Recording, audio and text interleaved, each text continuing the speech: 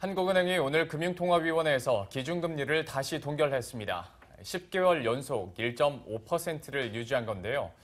대외 경제 불안과 또 가계부채에 대한 부담으로 금리 인하 여력을 아껴둔 것으로 풀이되고 있습니다. 네, 또 한은은 올해 경제 성장률 전망치는 기존 3%에서 2.8%로 내려잡았습니다.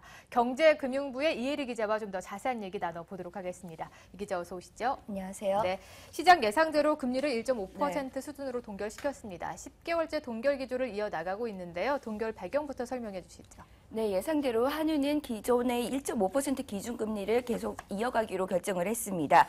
이주일 한은 총재는 금리 인하 배경과 관련해서 수출 감소세가 이어지고 있기는 하지만 소비 등 내수 심리가 개선되고 있는 만큼 현재 수준의 금리를 유지하고 경제 상황을 좀 더 지켜보겠다라고 밝혔습니다. 대내의 경제 불확실성에 대비해서 금융 안정에 무게를 중심을 두고 정책 여력을 아껴두겠다는 겁니다. 이주열 한은 총재의 멘트 한번 들어보시겠습니다.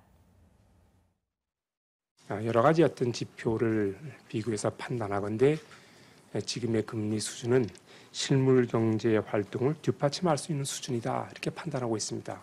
완화의 정도가 문제지 현재 수준도 일단 실물 경제를 뒷받침할 수 있는 수준이다 이렇게 말씀을 드립니다.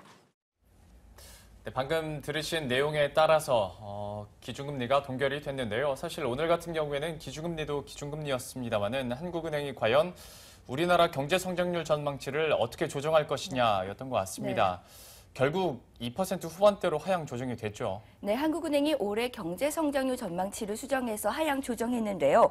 1월 전망치였던 3%에서 2.8%로 0.2%포인트 내려잡았습니다. 성장률 하향 조정은 대외 여건 악화에 따른 수출 부진을 반영한 건데요. 이주일 한은 총재는 1사분기 경제 지표 실적이 예상에 비치지 못했고 또 세계 교역 신장률이 낮아진 게 그 원인이라고 설명했습니다. 이주일 한은 총재의 발언 들어보시겠습니다. 금년 연간 성장률 전망치를 이제 낮춰 잡은 것은 지난 1사분기의 실적이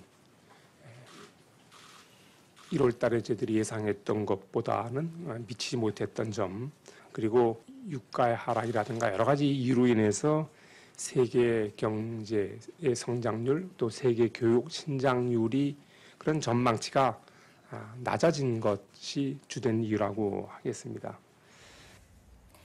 네, 한은의 이번 경제 성장률 하향 조정에 따라서 국내 금융기관과 함께 한국은행 역시 2%대 성장 전망에 합류하게 됐는데요. 네. 한국금융연구원은 GDP 성장률 전망치를 종전 3%에서 2.6%로 수정했고 LG경제연구원도 작년 12월 2.7%에서 최근 2.4%까지 내려잡았습니다. 또 국제통화기금 IMF도 한국 경제 성장률 전망치를 3.2%에서 2.7%로 하향 조정했고요. 국제신용평가사 무디스도 올해 한국 경제 성장률을 2.5%로 예상하고 2020년까지 연평균 성장률은 2.9%를 기록할 것으로 전망했습니다. 한은도 2%대 성장률 전망의 대열에 합류하게 되면서 올해 3%대 성장률을 예상한 곳은 3%를 내밀었던 정부와 또 국책연구기관인 KDI 등 2개 기관만 남게 됐습니다. 네, 이렇게 한은에서도 경제 성장률을 2%로 내려잡은 만큼 금리 인하론에도 무게가 쏠릴 것 같습니다. 향후 금리 전망은 어떻습니까? 네, 한은의 금리 신중론에도 불구하고 시장에서는 금리 기대감이 점점 커지고 있는 모양새입니다. 한은이 올해 성장률 전망치를 2%대로 내려잡은 만큼 정부의 재정 정책과 맞물려서 상반기 중 금리 인하가 단행될 것이라는 전망도 나오고 있습니다. 이주열 총재는 현재 금리 수준이 완화적인 것은 분명하지만 정부의 재정 정책과 구조조정 공조 등 상황과 타이밍에 따라서 더 완화적으로 갈 수도 있다는 의견을 밝히기도 해서 금리 인하의 가능성을 열어두기도 했습니다.